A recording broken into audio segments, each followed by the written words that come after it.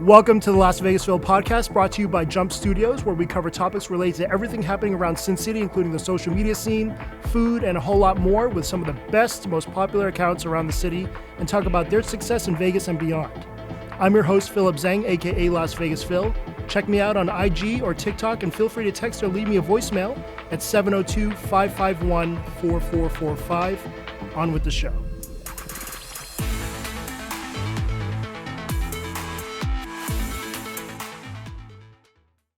Welcome to this week's podcast. There's no one else in Las Vegas quite like Alexandra Lourdes. How many people can check off being a mom, entrepreneur, advocate, big-time influencer, doctor, and absolute boss? She runs multiple successful businesses and brands, including Cafe Lola and St. Honore, with more along the way, which we'll get into, plus Refined Agency, which is a boutique creative agency that specializes in social media and events. On top of all that, she boasts 1.3 million followers on TikTok, 438K subscribers on YouTube, 185K on IG, 151K on Facebook, and 31K on Pinterest. Are there any apps? I think that's it. That's it? Okay. Some people seem to be able to fit more into their 24 hours than others, and it looks like very few in this world do it more than Alexandra. I'm excited to have her on. Alexandra, welcome to the show. Thank you. Thanks for having me. For sure. It's actually been quite a while since we saw each other. Yeah. I was at the Hualapai Cafe Lola doing an article on best afternoon teas. I remember. You brought your wife. Yes. Yeah. I was the only guy in the store. And there was like a crazy modeling shoot going on with some. Yeah, that happens all the time there. I bet. Right? Is that the most popular location for influencer shots? I actually, they're all kind of, because they're all different. So people tend to go for the different things. Like if they want the shot with the phone booth, they go to Henderson. Our newest location on Rainbow is beautiful and the lighting is so nice. So I feel like a lot of people gravitate towards that one now. Yeah, that Rainbow location, you did an outstanding job, because I used to run Exami social media. So you did? Yeah, I had been in there more often than anyone else. And the first time I went there, I was blown away at the job you guys They did a great job though. We didn't have to do much. Only the decor. We used the same kitchen and everything, which was a dream for us. Yeah, the lighting is incredible, and perfect place. Yeah, it's so nice. For IG shots. Yeah. You've been in Las Vegas in the social media scene really since the infancy of it. I mean, you've basically seen everything. Yeah. It's evolved several times over. I know. Then. It's crazy how just the new things, new platforms have come about. Incredible. Yeah. And while I primarily want to focus on the amazing stuff you're doing more recently, do you mind giving a bit of a brief history on your time in Vegas? Sure, yeah. So I would say it started about 8-9 years ago. And I was originally a foodie. So I loved going to other local restaurants. I primarily focused on local restaurants. My dad actually was a travel book writer, and he actually inspired the foodie, the love for food. And we would travel all over the world, and he would always want to see the country based on their perspective, the locals' perspective. And so for me, that's kind of that was my love too. And I wanted to go where the locals ate, and I wanted to see what the locals did. So when I was here in Vegas, I wanted to get to know the city when I first moved here, and I did it through food. And food's always been a big passion of mine. And so I was a foodie, and that's kind of how I grew my following in the beginning. I was, I think I grew up to, 30 or 40,000 followers on Instagram. That was the only platform I had at the time. Right. And then I was in my PhD program, and I graduated with my PhD in education. And that's when I met Lynn. And Lynn was also my business partner. She became my business partner, actually, when I met her there at the university. She was in the law program, and my husband introduced us, and he was like, you guys got to meet each other. I think you guys will really get along. You both, have, the similar qualities, I guess, and he's like, I'm actually an introvert. So I was meeting new people and going into events and things like that it actually make me nervous.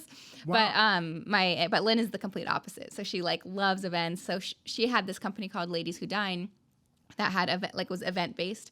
And I did the social part because I love being behind the camera. And so it was funny. So when we just clicked, we got along, and we threw an event together, and it was super successful. We realized that we worked really well together because she had kind of that more outgoing personality and very organized, and I was more the creative person. So putting us together really showed us that we had kind of a powerhouse. And right away, a restaurant reached out to us and said, "Can you guys do an event for us?" And I was like, so Lynn is like, "Do you guys want to do an event? Her and I."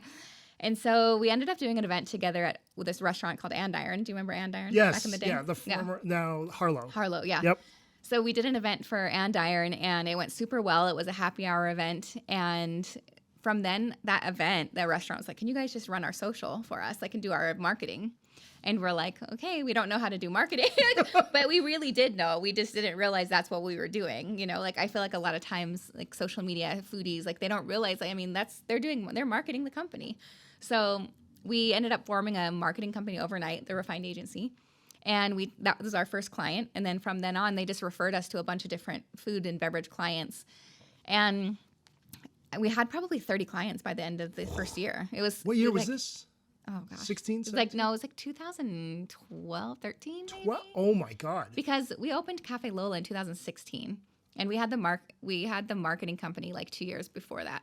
Wow. So we were doing marketing for 2 years. You know, we had a lot of clients. We loved it.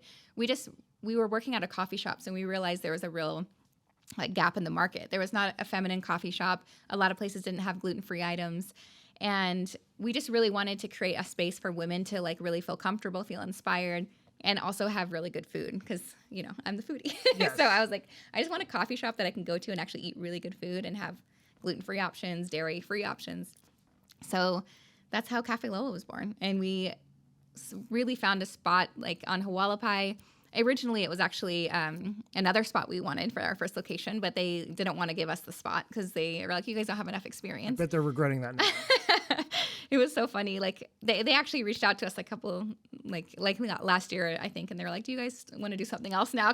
But we had like 4 restaurants at the time, and it was too close to our other locations. So, yeah, so we ended up signing a lease. We didn't really have any experience in food and beverage other than doing marketing for a company.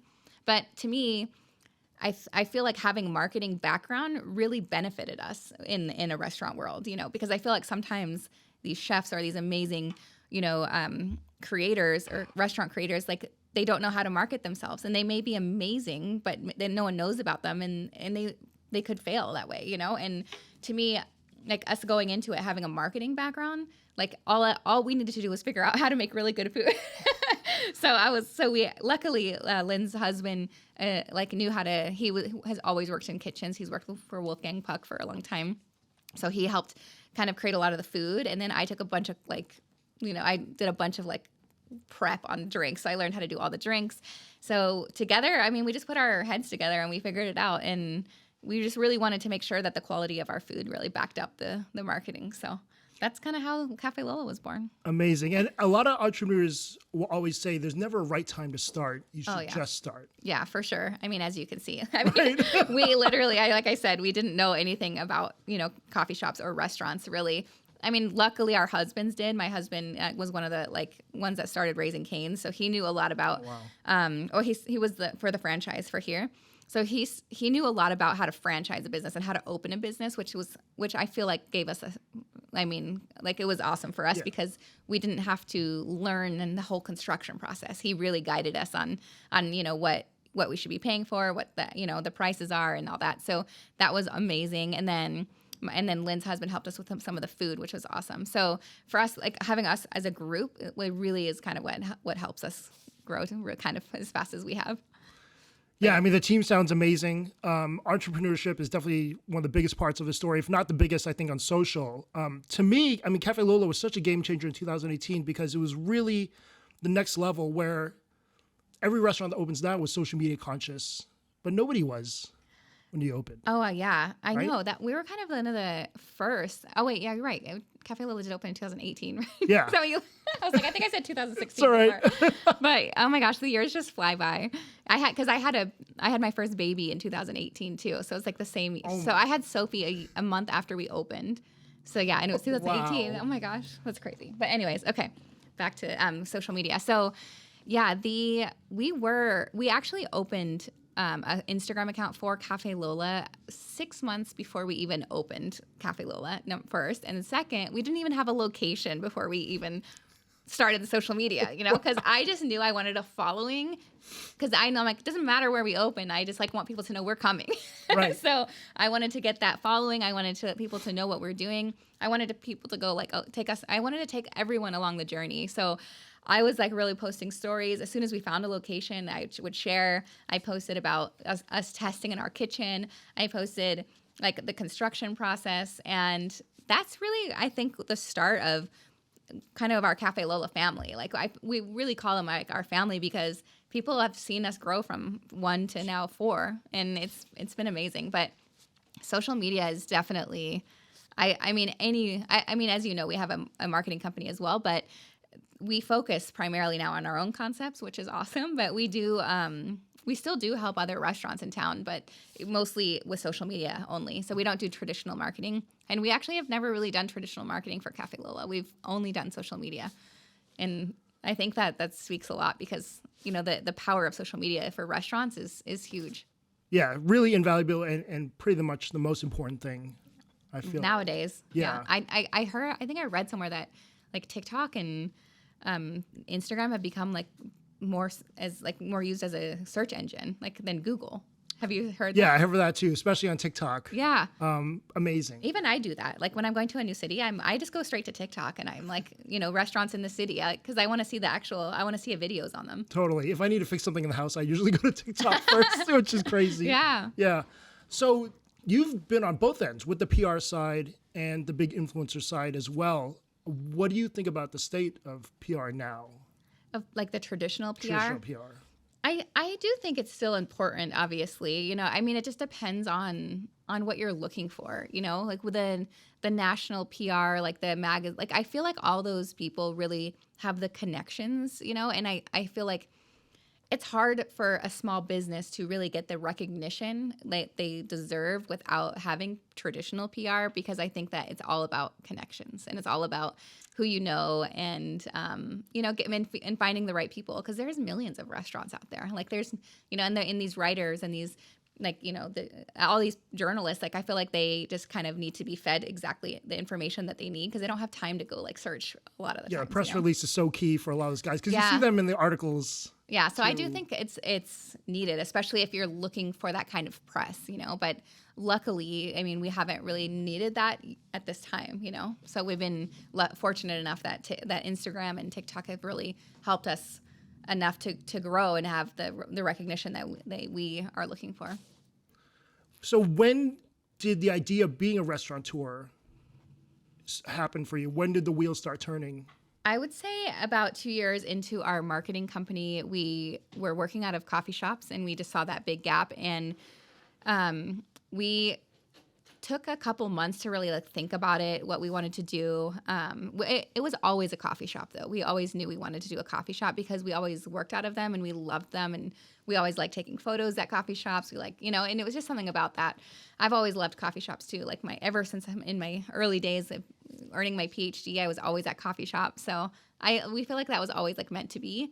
And then when we just Lynn and I just signed the lease. We didn't even tell our husbands. We're like, we're going to Really? sign. Yeah, we just signed it. By the way. And yeah, we're like, by the way, can you guys help us?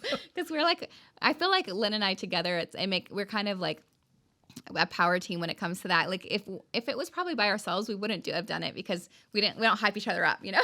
Like we do hype each other up. So for us, for the lease and all that, we were a little scared. We're like, let's just do it together, you know? And we were able to jump right in. And yeah, we just, then a year after is when we opened the donut shop. And then, so that was, 1 year after, we actually just went down the street. It was Fractured Prune, I think. Do you remember that donut shop? Oh my God, yeah. Yeah, that was that. It used to be a donut shop. So the landlord actually was like, "Are you sure you want to open another donut shop here? Because that one didn't work, you know." and we're like, "Yes, we want to," because we actually opened it originally because we wanted a bakery for Cafe Lola because we didn't have enough room at Cafe Lola to do all the pastries we needed to do. So we're like, we need a bakery, a space that we can actually make all the pastries for Cafe Lola, but also let's do something in the front in the retail space. And in Paris, there's these shops that are gorgeous. There are all these pastry shops. They have these, and the way they're lined up, they look like art. And I've always been a donut fiend, like my whole life. I travel like to different countries for donuts. Wow. Yeah, I love donuts. So I was like, let's turn donuts into art. And I was like, I think we could figure this out, you know? And again, we've never baked a donut in my life. And so we actually did a bunch of interviews with different pastry chefs. And we found one. He was a French pastry chef, and he he helped us develop like the first concepts of what St. Honore was. Like, so the first, I think he came up with like 8 flavors, and they were gorgeous, like the most beautiful donuts I've ever seen. But the dough wasn't the best. So like when we first opened, we had a lot of dough problems because like he was an amazing pastry chef, but like the dough is different, right? A donut dough. So we had to figure that out. So my partner Steve and I, like we went in every day and we would like throw our entire batch of donuts out and just close the doors because we're like, these donuts are not good. Even though they're beautiful and we spent all this money making them, donuts were not good. Was it still brioche based? It was brioche based, but the thing is that like there's so many like technicalities in baking that like the time that it was being proofed, it was being overproofed. There's things that, those that you never realize, like, and unless you like study strictly donuts, So I watched so many YouTube videos to try and figure out what we were doing wrong. And finally, it had to do with like exactly like the time, the proof time, the temperature in the proof box, because it's so dry here in Vegas, like things that you wouldn't think of, and a couple ingredient changes using warm water instead of lukewarm water, and it was crazy, but we finally figured it out. And now our donuts I can confidently say they're some of the best I've ever had. So, and I am super confident about that.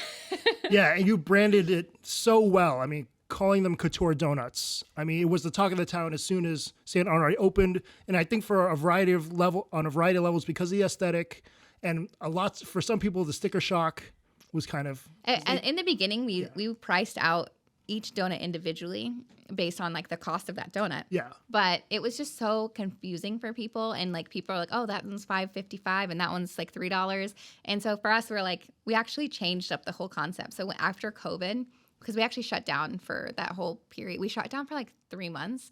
And then when we opened back up, we just changed the whole model. We're like, let's just simplify it, and you can get a box of 4, 6, or 12, and we just like standardize the price. So some donuts we like lose a little money on, some we make money on, So, but we just figured out the average is just a lot easier for people to understand, and having these box prices are easier than picking out one donut at a time. Totally. And it encourages people to get 4 instead of just 1 at a time. So it changed the game for us because people weren't so. Like, a $5, $6 donut is different than getting a box of like $24, So I think that for us, it was those things that you don't really figure out until, I mean, again, it's a marketing mindset too, right? So like you have to look at your business and like see what changes you need to make it more successful, And we like pivoted real quick on that because in the beginning, we noticed people were buying like one, or, they're like, yeah, like you said, they're like sticker shocked with one donut, but we're like, no, it's not. We actually are the same price as other places, other pastry shops. And this is technically a pastry, so we're actually the same price, but it's just the way we were packaging it was a little different. So we figured out the donut. We had to change the price or change the packaging. We finally got our custom boxes, and it just evolves, like in the beginning, it's not perfect, and no restaurant is going to come out the gate being perfect, So I think that a lot of times people maybe look at us because we've been 5 years now doing this. And so I think they're like, oh, they get maybe a little intimidated, but to start their own restaurant. But, if you look back at Cafe Lola, we didn't even have our pink cups. We had a cup with like a sticker on it, and we had only a small menu, small food menu, small coffee menu. But you evolve and you see what your clients want. You see what the customers love, and you just evolve from there and make everything better. Yeah, I love how you can pre-order donuts. Oh yeah, that changed the game for us too. We had to implement that because as soon as we started getting the lines, yeah. After we went viral on TikTok actually, and that really changed us. And it was crazy. I remember, like in the first year of our business, we'd throw out donuts at the end of the night all the time. And I would be like, I just wish people would find us because we're in this super weird like complex, that complex where we are on Flamingo. Yep. No, you don't drive by it and be like, oh, let me stop there. You're going somewhere. Like it's not, you're going on the 215. Like, so I feel like we're definitely a destination there. And to get people to come there, it was impossible because it was so hard before TikTok. But now I feel like whatever TikTok does with their algorithm, it just shows people that are in Las Vegas. It's so cool. And to me, that really changed the game for us. Well, it's also partly because of the amazing content you put out, not just, totally. Showing their product. Yeah, totally. Because in the background of a lot of your videos, I see like the line out the door at Rainbow. I see the line out the door at Flamingo and people coming from the Strip, Yeah. more to meet you Yeah. than to have the product. I know. Which yeah, is so which is awesome. wild. I know. Yeah. Yeah, that's been so cool. Like today even people came to Cafe Lola. I was working there this morning at the Rainbow location. For the first thing they did, get off the plane, they Ubered to Cafe Lola. They didn't even go to check in at their hotel. I was like, this is so cool. And I was just like, I just feel very honored, because I just share my life authentically on social, and because I found that people wanted to know me more. And obviously being an introvert, it's like hard for me to like just talk to everyone. So I'm like, let me just share what I do. And I like love my voiceovers because I feel like I can like really tell people what I want to say without getting too nervous. And it's just, I think people have really connected to me, and I love it. I think it's so cool. It's funny to me that you say you're an introvert, and I totally believe that, but on the surface, I don't think anyone would believe that. I know. I think some people think that I'm not an introvert. Right. So where does the confidence come from? How do people who are introverted get out there? And I think honestly, like if you see me film, like I literally am just like, you wouldn't even know I'm filming. I just like hold my phone and I'm just like walking. I just do my own thing, and I don't make a scene because I feel like that like would make me really nervous, like, or trying to talk to the camera in front of like people, that makes me nervous. So I'm like, to me, the voiceover part is much easier for somebody who is an introvert, because you can just kind of film quietly, right? You can film your food. You don't have to make a scene anywhere. And then at home, you edit it, and then you do your voiceover, and you can actually, think about what you want to say or write it down. And, it's much easier to get a concise message across. I don't think there's anyone else that does better day in the life videos than you. Oh my gosh. I mean, you. it's marvelous. And the way the flow is, I mean, it's impossible. I mean, you have to finish the whole thing. Thank you. Every time. And in a world where, everyone can just scroll up after 5 seconds, it's so engaging. And we were just talking about this before you arrived, and how kind of the transition just goes smoothly right into the next thing. So you just want to know what happens or how the rest of the day was. Thank you. Yeah. It was really funny because I was sitting in my car. I remember the day I posted my first day in my life, and I almost didn't post it because I was like, no one is going to care about this, and I literally thought that in my head. And my au pair, actually, Lena, she was sitting next to me, and she was like, everyone cares what you do in your life, She's like, just post it. Because I was posting more like me, decorating donuts a lot of the time in the beginning, and which people do like that too. But I didn't think people cared about the other stuff, but they actually cared more about the other stuff than they did me decorating donuts. And my day in the life video started going more viral, and I was like, this is crazy. People like want to know that I'm a mom. Like they care about my daughters now. They want to know. Yeah, they're so invested, Yeah. and they love to see that how I balance between being a mom and having businesses and what I eat in a day. They love my my food choices because I have Hashimoto's and all these other issues. So I think it just makes people more human, to share a little bit more about who you are. So Absolutely. So with the process of creating your videos, I mean, you record it all, and then do you write it? Do you script it out? No, Do you just I have off no the time. top of your head? I literally edit my videos so fast, and then most of the time I'm either like driving to pick up my daughter, and I'm doing the voiceover like this while I'm driving. I know it's probably not safe. While you're driving? Yeah, because I don't have time. If I get home, I have my other daughter, and they both want to play with me, So like I literally like you said, I use every minute of my day. Yeah. Or I try to get to my daughter's school like 20 minutes early, and I'll do it in the car right before I pick her up. So that's kind of but I've learned that nothing has to be perfect, because in a year ago when I started them, you can go back, I would like take an hour to do a voiceover because I'm like, oh, I sound weird. I said that word weird, or, and I would just judge myself. And now I'm like, let me just, I'm like, I'm just going to get on, like say exactly what I did for that day, or go, tell people my message or answer a question. And if it's not perfect, I'll just make fun of myself in the comments. I'm fine. Like people will make fun of the way I said ketchup, like, and I'll get 2 million views because they make fun of the way I said ketchup. That's okay. Yeah, all these people pay hundreds of dollars for a seminar on how you do it. Well, I'm just driving and like speaking into my phone. But I just think that the key is don't think too much about it. Just do it and say, and people like you because of your personality, and they like you because you make a mistake. It doesn't have to be perfect. That's great insight. Because I'm starting to write them out now because I feel like it saves me time, but I feel like it's too stale sometimes, too salesy sometimes. And yeah, maybe I should just Yeah, because I like to go with the flow with the video too. So I like watch my video and then, I'll do it right on TikTok too. I'll just like, I'll do the voice. I'll use the voice. Do you edit it on TikTok as well? No, I don't edit the video on TikTok. I use InShot, but then I'll go and I'll upload it and record on TikTok.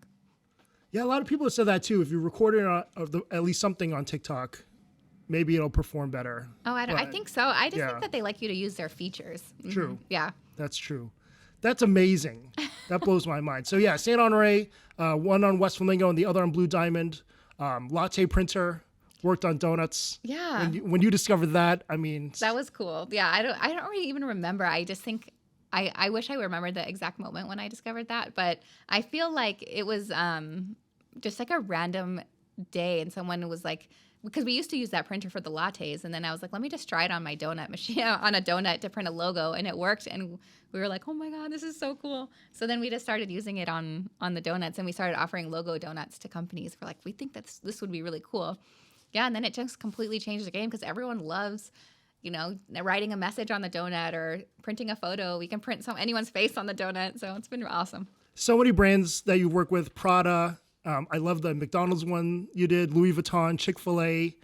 How much planning in advance is there to doing that, or you just go to work and figure it out for those kinds of for the content, or for so like for Prada, like they reached out. There's Louis Vuitton, like those brands actually reach out and order from us. Yeah. So then for me, I just film like what I'm doing, right? I just film the donuts and then decorating the donuts and printing it, and then I'll do my voiceover later. For the McDonald's one, for example, when I did a hamburger, like that one I just did for fun, for content creation. Yeah, which was amazing. Thank you. And I did the Chick-fil-A like little prank on my daughter, and like the chicken nuggets. Love that. And that was really so now I feel like, because I'm a content creator, I feel like I have so many ideas, and I'm like, this is so much fun. I could be a content creator every day, all day, and I would love it. Like I could just create and produce videos for like my following, and I would have so much fun. But I have to work too. Yeah. Somehow on top of all this, you're a restaurant mogul and do all this other stuff. So I'm like, crazy. I have to fit in the content creation when I can. Yeah. And so like those ones, after I'm done doing orders or something else, I'll fit one in. But it's fun. Like on Thursdays I like to do like something fun. That's usually my day. I do like a funny one, like where I like switch out a donut, or I do something like, something I'm dreaming up. I don't know. I love it. And then when you're designing the actual donuts, like those custom ones from Prada, I mean, do you have to sketch it out? So first? I usually do a lot of research the night before, and I'm usually like texting like my assistant Jessica. I'm like, do you like this idea? And yeah, I don't sketch it out. I usually just I'll just do a lot of research, and I research like whether I use my hands a lot, I guess. I researched like flavors, like for Prada especially. I like wanted to, I researched some of their most popular collections from the past too, because I thought that would be really cool to implement. And I just like to get to know the brand really well, especially like with a celebrity order as well. Like I like to get to know them, and I want to know like what their favorite flavors are, their favorite, like something meaningful to them, like where they're from. And so I can put a little bit more background to, especially in my video. I like, this is why I chose this. Like for the Jonas Brothers, for example, like they have their own popcorn brand. So I was like, let me use their popcorn. So we went to Walmart, bought their popcorn, used it in their donut. So cool. I thought that was, we like doing those when I do them, I like to do the little extra touches like that. Totally. Taylor Swift's favorite is cheesecake. So I did that. Cheesecake. Yeah, So cool. But that one was more for content creation. Right. So there's some that are like content creation, like trying to get her attention. Yeah. Because I'm like, I want to make donuts for you. And then other ones are like for Jonas Brothers. That was really cool. I was able to actually give it to them. With such a wide variety of types of donuts and flavors and things like that, what is the research and development like from start to finish for a model? It must be insane. Because even when you were talking about perfecting the donut dough. Yeah. I can't imagine how much trial and error. Oh my gosh. No, luckily the donut dough now is like solid. And we have like a baking team that comes in overnight. So they come in at like 10 p.m. and they work overnight, and then we're ready for that. Then the decorators come in at like 5 or 6 a.m. and then they decorate till we open at 10 a.m. So it's a 24-hour production. Like we don't ever close the doors, as far as like, our staff's always there. So we usually go in during the day, during business hours, and we usually prep as far as flavors. So we first have meetings in the office. We have our own office now, and we just go through all these different flavor ideas, and then we pull up recipes, and then we have so much fun doing it. That's actually one of my favorite parts of the job is creating new flavors. So like yesterday we went in and we were creating all of our Easter flavors, and sometimes we'll just like be like, nope, that flavor doesn't work, and we'll just like exit. Like we just X'd a pistachio donut yesterday because, we're just like, no, it's just, wasn't our thing. So we ended up, we're just going to do the strawberry cheesecake instead because we're like, Taylor Swift's coming, and, might as well just do like a fun Taylor Swift donut. So we're going to be doing strawberry cheesecake. So, it's just a fun trial and error. If we don't like the flavor, we exit. If we love it, we roll with it. So like the passion fruit, we have a passion fruit white chocolate. And that one we had our GM, we're like, why don't you play with like a ganache flavor, and I was like, just make it passion fruit. And I was like, that's all I care. So she mixed it with white chocolate and it was delicious. So I like to, really involve whoever wants to be involved because I think that's, that's what makes it fun working in a small bakery like that. So cool. And on top of all that, you're getting closer to opening your new restaurant concepts, Three Little Chicks. Yay. Yes. Can you talk a little bit more? Yeah, so Three Little Chicks, we're hoping to open in the next month or two. The menu's ready. It's honestly just time. Like, we don't have enough time to do it at the moment. Right. So, but we are close. So we're, like, getting the signs up soon. And it's actually going to be, we're focusing on, like, a healthier version of, like, a fried chicken concept. So, obviously, my husband coming from Cane's, like, he has a lot of experience with fried chicken. But I can never eat fried chicken because I'm gluten-free. So I'm like, I want this to just be naturally gluten-free, right? So this fried chicken, we're going to have it. It's just going to be, it's a gluten-free fried chicken, but like no one's going to know the difference because you can't, like we just like used all these different like flours. So we like made our own little mix. So like we literally did side-by-side testing. You can't even tell. So it's going to be amazing. And we're going to have all these different options. We're going to have like grilled options because I feel like a lot of times I want to go and have, if I want to go to, my like daughter loves chicken nuggets, right? But I'm like, I want a healthy piece of chicken. Yeah. I don't want fried chicken every day. So we're going to have a grilled option. We're going to have salads, bowls. So we're going to kind of have a little bit of everything for everyone. So I'm excited about it. I'm excited too. Where's the location? It's actually on Buffalo and 215. Oh, that's dangerously close to me. And it's have a drive-through too. Oh, wow. And I'm so excited that we're going to have this thing called the swirly, and it's going to be like our version of a like a Frosty, I guess you could say, but it's going to be made, it's cashew based. So it's going to be vegan, and it's the most delicious thing ever. It's like a vanilla bean, but it's like so smooth. It's a vegan soft serve, but we're going to make it from scratch. It's amazing. All right. I can't wait to check that out. I have no excuse to check it out. I literally live 5 minutes from. Oh, good. From yeah. there. I'll let you know when it opens. For sure. And then I'm sure the most frequently asked question, or one of them, I'm sure there's a ton, but Cafe Lola Forum Shops. Oh, yes. That's been like... It's the reason is because Forum Shops, you can only do construction at night. And so you can't work at all during the day. You don't sleep. No. So, I mean, luckily I don't do the construction. Right. So I sleep. I don't know. But our construction team has to go in at night, and they work overnight. But so it makes it harder because we can't be there like to oversee it, right? So we have to wait like until we can go the next day, or even sometimes it takes a couple days to get down there. And then we're like, oh, they made a mistake, or, oh, and it's just like it constantly, like it took, I would say, double the time as another restaurant. But hopefully next month we're going to also open Forum Shop. So we actually just got our hood in. It pretty much looks, and if you walk in there, it looks finished. Our counters are in, all the paint's done, the tile's done. So we're just kind of waiting on equipment, and then we're going to start hiring like the next 2 weeks. I think it's going to be a mob scene right off the bat. I mean, it's a perfect location at Forum Shops with all those other... I know, we're like right next to like nearby. Lululemon, or it's like all the. I love our little center. It's like so perfect for us, and we're gonna have the cutest little window. It's gonna be like a to-go window for frosé. So we have these like huge champagne bottles. We're gonna see like frosé to go. Oh my God, so we're excited. People stop just to get it. Absolutely, yeah, so cool. So we'll get a bit of social media now. Behind the scenes, I mean, what is the team like? For you now with all the restaurants, all the brands, all the locations. So we hired, so we have a social media coordinator. And so she basically does all of our TikToks for us now. So she does all of the brands TikToks. So like Cafe Lola, St. Honore, and then she'll do Three Little Chicks when we open. We've done a couple on Three Little Chicks, but there's not much to do right now. So so she goes in every day and she focuses on trends, and she does like some fun things for the restaurants. And then we also have our the refined agency. We still have two amazing ladies who work with us, and they do all the clients, but then they're also doing our restaurants. So they do the Instagram, so they do like the photos and all that stuff. But TikTok's you need one person to do TikTok. Like that is a big undertaking. It's not like you can just say like, can you just add TikTok on? No, like you need its own dedicated person because it's a lot of work.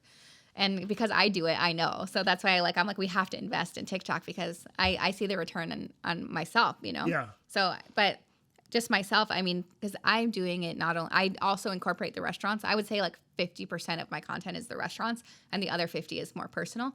So for me, I'm like, I'm trying to fit in the personal stuff. I'm like, I can't, you know, so that's why I'm like, we need another person to do TikTok for the brands because, you know, it's worth the investment. So we brought her on. So there's a team of like 3 or 4 now on our marketing team. I can imagine how intimidating that would be for a potential social media manager to present the work to you. Oh, no. No, it must be because any other agency like PR stuff, I should have brought her. She would have. They'll be like, oh yeah, this is great because they don't know how to do it. Do you know what I mean? Yeah. So it's amazing. I wonder. I should ask her perspective because that would be funny. It must be crazy. I mean, how many people did you? Because I'm sure a lot of people want to work with you. They say they do, and then they can't do the work. Yeah. So we always make them like submit like examples, and Angela, who works with us now, she's been with us for a while now, and I feel like I like invest a lot in her because I can tell she's like very talented, you know, and she has really good ideas. I just think people get nervous, you know, and they question themselves, you know. So I feel like I have her come with me all the time too to film, you know, and I'm like, come with me. Or when we work together in the restaurant, we do like some fun trends. And so she'll like present ideas to me now, and she's much more confident now. So like after I think working with me for a year, she gets it. Like she's much more confident. I've totally told her though, like the most important thing, like she'll send me videos sometimes and I'll be like, no, like that's not, like the hook's not good enough or the caption's not great, you know, and she'll always send me like things if she wants me to check them. And so, I'll challenge her back, you know, I'll be like, no, like you can do better, you know? And so she does, and she'll, you know, and she's great. She's great at taking feedback. So for me, I think like I tell her all the time, and I tell anyone who asks me, I'm like, it's all about, like you said, the first 3 seconds of the video. If the first 3 seconds of the video are not interesting, like every single person's going to stroll. And especially being a restaurant, like no one cares about your restaurant. Like if you think about it, in the grand scheme of things, yes, you know, that's like true. No one cares about you or your restaurant. Cause like, you know, so if you're not providing like something entertaining or something interesting or, you know, that's going to really cause content creation is all about doing it for someone else. So I always try to get her to remember that, you know, and for myself, you know, and anyone else that's interested in making content, you have to think like who you're making content for, right? And you have to put them first, not you. Absolutely. And I think a lot of people, even some of the social media managers, don't really understand the audience. Yeah. And that other side of it, to think next level. Yeah. And that's great insight. Another big thing with you, I love the fact that you can blow up anything you want yourself on all your channels. You don't have to rely on other influencers to come in like most places do, pay them to come in and do one video. Yeah. I feel so blessed. Like, honestly, like I don't know how it happened, you know. It's like crazy, but like I feel like being a foodie, like that's kind of where I started, you know. I just really have a love for it, you know, and I think that you can't force it, right? Like I think you can't force social media, you can't force, because then it doesn't feel authentic. But yeah. I feel like people when they watch me, like they can tell I love what I'm doing. They can tell that I even love creating the content for for my family. I feel like, you know, because I do. I love sharing everything with them, and I think the more authentic you are, the more people trust you, you know? And so that's what I feel like I've developed. I feel like I've developed a really awesome following, like that trusts me, you know? And I don't just post I don't just post my businesses. And I think that's a lot of people make a mistake, is that they just post their own businesses. And then that's when it starts to like, okay, they only care about themselves again, right? Like True. You have to think about your audience. So I post about like where I go get my blowouts. I give recommendations. I give coffee, recipes. Yeah. Azure. I try to go all, like, I've always loved that. I've always sharing like my favorites. Right. And I think that's, it helps you become more trustworthy because you are giving really good recommendations. So yeah, I don't know. I think that it's just been really amazing. Like the whole journey, like I love it. I can't even believe it. I feel like it's come full circle. It blows my mind when I was doing the deep dive, like, oh my God, like when does she sleep? It's just incredible.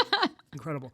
Let's talk about YouTube for a bit. You have a substantial subscriber base. That only happened recently. From all the shorts that blew up? Yeah, the shorts. Amazing. Yeah, and and they're so cool. The YouTube team's amazing. Like the short community, like they reach out. Are you on YouTube too? Yeah. Yeah, I'm the creator. Yeah. The emails. Yeah, it's like, I feel like it's good support. Yeah, they have a lot of good support, and I try to do longer format. I just don't have time. I would love to just, like I said, create content all day because it's like my favorite thing to do. But and then who shoots the YouTube long format stuff? right now, I have a team I just hired. I can get you their name, but her name's Mimi, and they're two local people, and nice. They've been helping me do more longer format stuff. So I have one I haven't even been able to post. It's ready to go, but it's all like three of my favorite recipes. So I'm going to post that one shortly. But I find that people just love my day in the life. So if I could just do longer day in the life videos for people, I know they would love it. But I just haven't had time yet. But I do. I love YouTube, and I want to focus more on it. So it's going to be like one of my goals this year is to do more YouTube. Very cool. And for a lot of owners, other restaurant owners, business owners probably ask you, if they could just be the face of the brand, it would just be so much easier. But how would they start? And I don't even know. I think that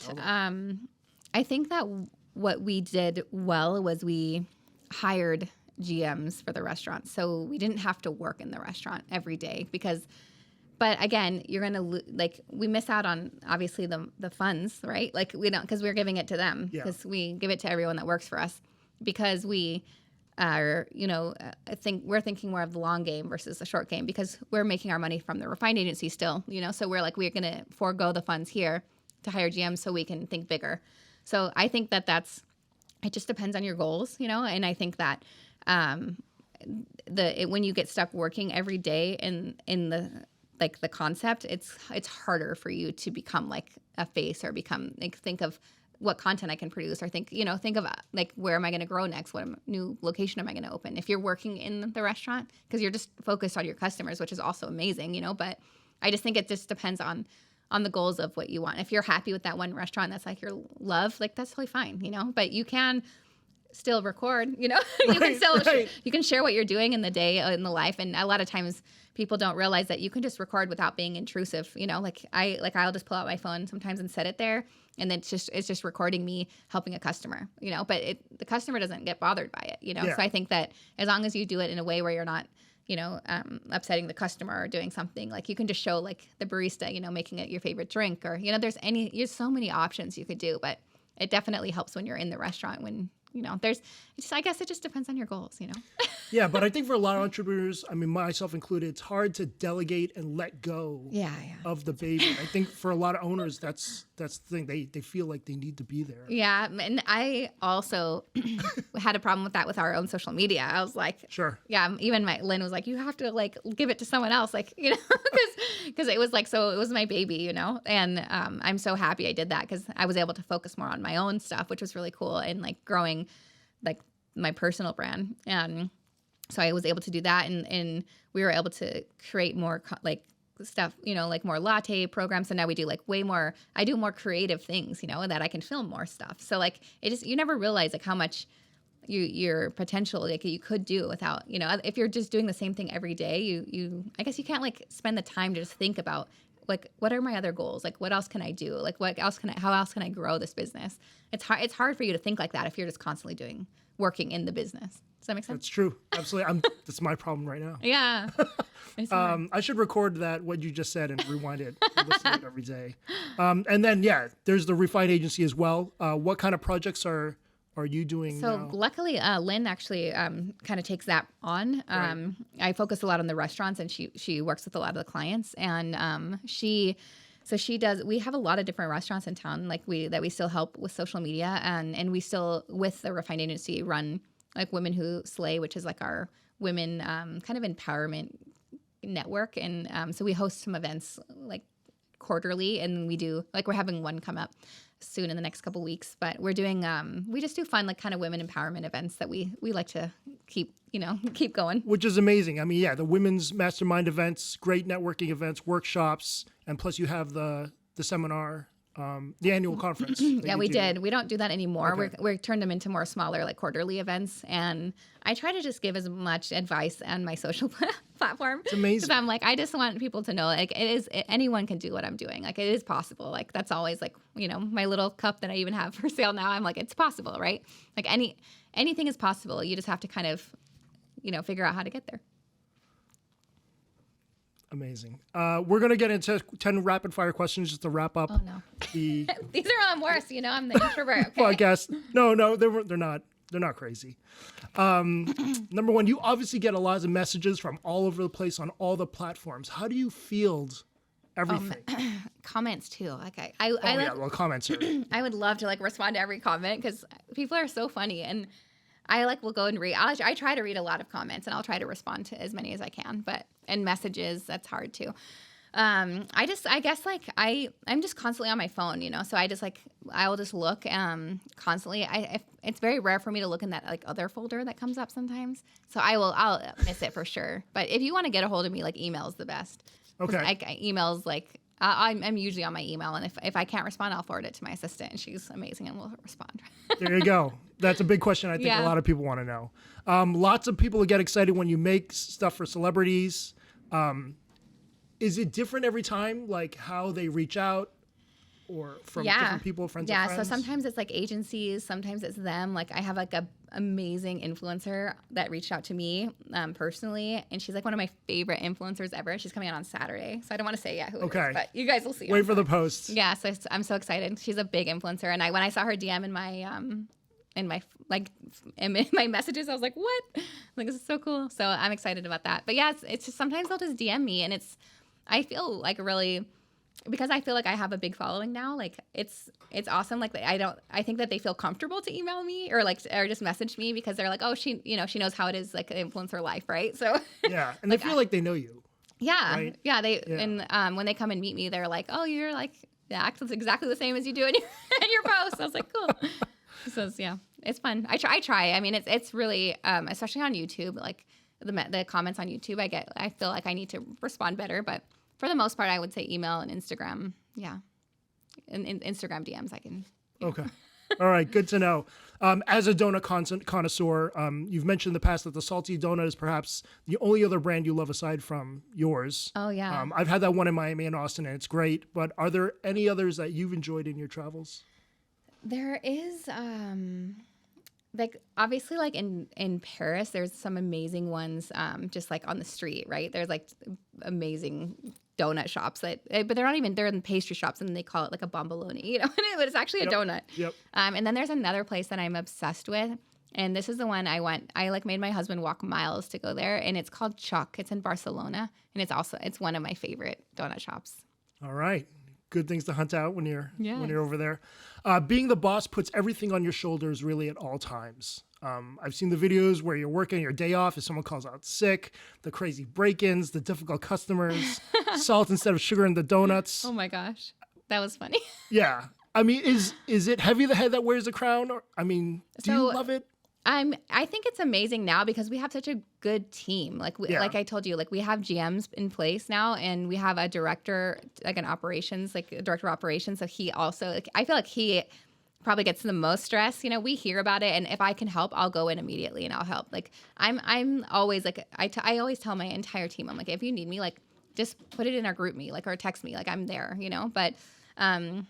But I feel like our director of operations, Trevor, he probably gets texts 24/7 about something going wrong. And my husband also, because my husband deals a lot with more of the HR stuff. And so if the internet goes down, which seems to be every other day, or if something's wrong with the cash register or something, my husband luckily gets a lot of those, so that's really great. We have a great team. We kind of really help each other. I would never be able to do it alone. There's no way. Yeah, that's a valuable thing too. I mean, just having trusted people to bounce things off of and oh yeah, today, on the way here, we had our hood delivering for Forum Shops, but my husband and I are stuck up in Summerlin, and so we have my amazing assistant Jessica. We're like, can you go down to Forum Shops and let the crew in to get our hood in? It's just there's a fire going down all the time every day, but we have a great team that we keep afloat. Let's talk sponsorship and brand deals. I mean, I saw that Chevy one on YouTube. And it's a really interesting thing as an entrepreneur to field influencer deals. I mean, how does that work? Do you rely on agencies to do that, or do they just reach out to you? So the brands actually reach out to me directly and they'll email me, which has been awesome. Like I feel like I put myself in a position that that I feel like I can kind of do. Like I've done like stuff for Staples. I've done stuff for like, you know, The like movie, brands like the Tom Hanks movie yeah, too? the Tom Hanks movie. And I can like I even like, for example, like Tampax or like a brand like that, you know, I'm like, I can literally make a Tampax donut and like, it'd be funny and people actually watch it, you know, and it could be a brand deal, like, but it's like more authentic and real. And I think I have put myself in this position that like, I can make really cool ads actually for people, not just like these kind of forced things, you know? So like, I have a couple coming up that I'm like, I actually feel like I can do them without being like, oh, you know, like I don't ever want to feel like I don't want to take an ad that like feels forced, right? Like, so yeah, they reach out to me directly in email, and luckily, because of, like you said, I've been on the other side of it too. So I kind of know both sides as an agency as well as like an influencer, as well as a restaurant owner. Like, so I'm like, okay, I kind of know how to negotiate and how to, you know, deal with it. And now I have like a manager helping me because it's gotten a little bit crazy. Like that, field so, everything? Yeah. So I just send them directly to my manager now, and she deals with them all and then tells me like, you know, when we've negotiated one to a good deal, which has been amazing. That's so cool. Of the percentage of ones, what are the percentage of ones you say yes versus no? I would say like it depends like on if Some I of can. them are crazy. Yeah, some of them are crazy. Yeah. Or if like, for example, there was like one that was like a game, but in the game it was for like Sophie, and like it promoted like shooting stuff, and I'm like, no, like I'm like, I'm not going to do that. Like No. if I don't like believe in it, or if I don't think it's like a good fit, like I'll always say no.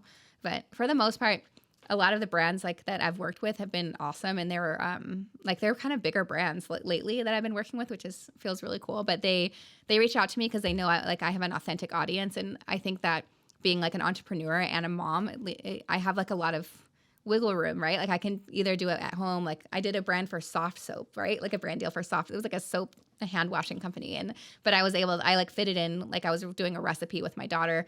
And Sophie actually loves washing her hands. So I was like, Sophie, like, I'm like, just say we have to wash our hands first before I do the recipe. And she did it. And she was so cute on the video, and she did it perfectly. And like, so we washed our hands, and then we did the recipe, and I shared content. Like I shared one of my favorite recipes while we were doing that ad. So I feel like, to me, it's like giving someone valuable information for watching that ad, you know? Totally. I'm like, I want to give back. I'm like, I'm not going to just make you watch an ad, right?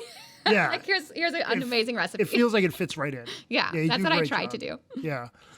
If you and your husband Michael have a free night, I mean, what is an easy date night out for you in Vegas? Oh, we love going out to eat. It's funny. Like I love good service. I love good food. So like one of our favorite restaurants is Toca Madera. Have you been there? Yes. And I love that kind of vibe. I love like when it like the service is great. There's entertainment kind of there in the restaurant. The food's incredible.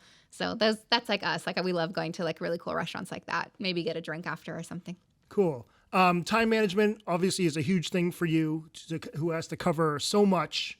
Can you talk about how you do it and how you schedule everything? Oh gosh, I wish I was better at it, but I think you're better at it than 99% of the people out there. Thank you. Yeah. Honestly, I have an amazing assistant who fills my calendar. Okay. All right. So she fills my calendar with a lot of stuff when it comes to the business. So I feel like I don't have to worry about like the business side, because she's like, we're developing the Easter donuts this day. We're developing this day. And so she keeps us on track for that part of the calendar. So that kind of like lets my brain go, right? And then now all I have to focus on is like, what content am I going to plug in those days too? Right. So like when it's an Easter donut day, I'm going to like, you know, I know I can't post that though actually for 2 weeks. So I'm going to video that. I'm going to record everything we're doing, but I need to create like a funny video or something short I could do in addition. So I just kind of look at my calendar the night before, and I'm like, I just try to plug in my videos while like that fit within my day. Because if you try to do something that doesn't fit within your day, if you're someone like me, like an entrepreneur who's already working, it adds a whole nother job to your life. You know, like it is a complete other job like that you have to do, and it adds more stress versus it being fun. For sure. So for me, I feel like I figured out how to make it fun because I just film what I'm doing in my day, and versus having to figure out what kind of content I'm going to produce. You know what I mean? Yeah. Social media should always be fun. And if people find it to be a drag, then maybe take they a need break. to reassess. Yeah. Take a break. Yeah. Give or take, how many selfies with fans do you take a week? Oh gosh, if I'm at St. Honoré or Cafe Lola, yeah, if I'm at one of the restaurants, I felt like 50% of the people want to take a picture with me. It's amazing. Yeah. And then they probably have to call in advance because with all the locations, like no, they kind of just no. I actually do think that they call a lot. Like my Summerlin staff, they were telling me like, there's a girl that calls every day that wants to meet you, and I'm like, oh, that's so funny. But then most of the time, I think that they just are pleasantly surprised when I'm there. Like, I don't think that I think they would go regardless if I went because they like to support me and they like tag me, and which is so cool. But if I'm there, like they'll be like, oh my God, and then they will take a picture with me. Totally. Which I love. I love when people actually like ask me to take a picture because I think it's really cool. Yeah. You've made donuts for Jonas Brothers, Backstreet Boys, Bad Bunny. I mean, is there the coolest famous person you've made donuts for? Who would that be? Like in anybody? Yeah. Oh gosh, I feel like Bad Bunny was like my ultimate, but like I was like that was really cool. Yeah. Oops, I got to go in his room and put him in his room, which was amazing.